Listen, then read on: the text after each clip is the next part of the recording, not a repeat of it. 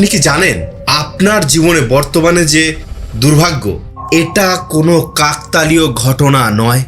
এমন তো নয় যে আপনার অজান্তেই কেউ আপনার ভাগ্যের চাবিকাঠি ঘোরাচ্ছে।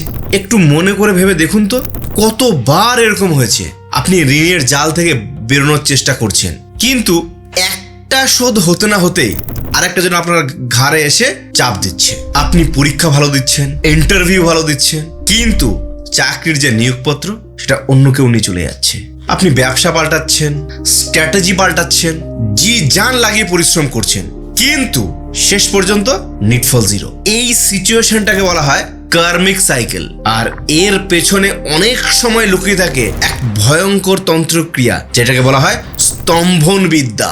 এই স্তম্ভন এমন এক ভয়ঙ্কর তন্ত্র প্রয়োগ, যদি কারো উপর একবার প্রয়োগ করা হয়, লুপ বা গোলক ধাঁধার মধ্যে আপনি ফেসে যাচ্ছেন।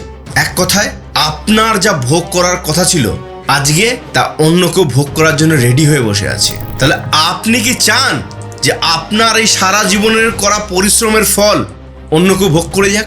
আমি জানি আপনার মধ্যে যে এই অদম্য জেদটা রয়েছে, এটা কিন্তু হার মানার জন্য নয়।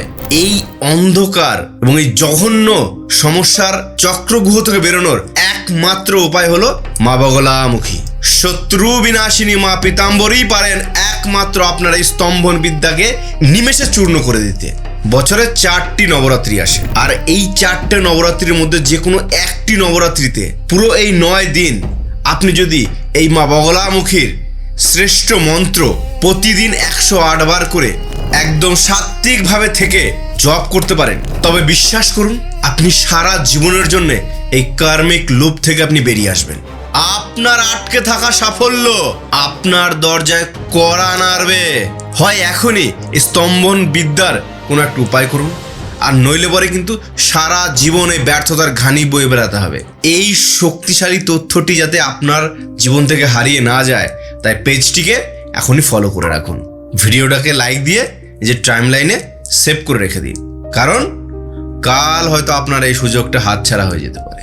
নিজের ভাগ্যকে নিজে যদি উদ্ধার করতে না পারেন, তাহলে পরে কিন্তু সারা জীবন আপনাকে এর মূল্য চুকাতে হবে। জয় মা বগলামুখী, জয় মা পীতাম্বরী। তাই আমি আবারও বলছি,